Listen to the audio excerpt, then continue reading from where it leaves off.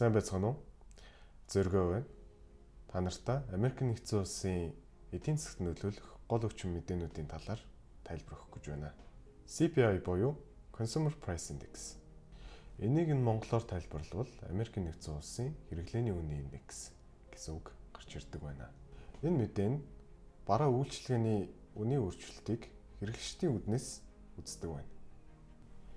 Энэ нь худалдан авалтын хандлага, дээрэс нь инфляцийг хэмжих гол хүчин арга байна. Энэ мэдээний үзүүлэлт нь хүлээгдэж байснаас эрг өндөр гарч ирвэл долларгийн ханшинд эргээр нөлөөж доллар өсдөг.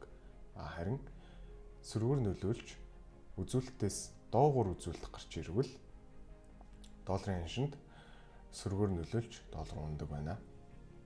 Дараагийнх нь мэдээ нь PPI болох Producer Price Index.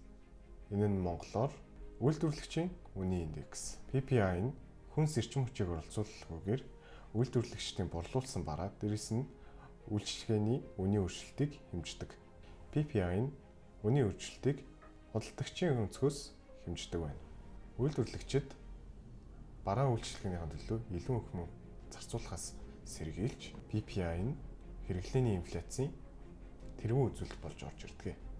Хүлээгдэж байснаас өндөр үзүүлэлттэй $8 ханшид эрэг буюу өсөлттэй, харин хүлээгдэж байснаас доогуур үзүүлэлтийг $8 ханшид сөрөг буюу уналтаа гэж үздэг байна. Хэдүүлэнгийнх нь дараагийн мэдээ болох Core Retail Sales.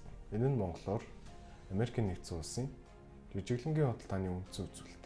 Core Retail Sales нь автомашиныг тооцвол жижиглэнгийн худалдааны түвшинд борлуулалтын үнийн өөрчлөлтийг хэмждэг. Энэ нь хэрэглээний чухал үзүүлэлт бөгөөд Америкийн нэгдсэн улсын эдийн засгийн хурдны үзүүлэлт гэж тооцогддог. Хүлээгдэж байснаас өндөр үзүүлэлтийг $8 ханшинд эрэг бөгөөд өсөх, харин хүлээгдэж байснаас доогуур үзүүлэлтийг $8 ханшинд сөрөг бөгөөд уналтаа гэж үздэг байна.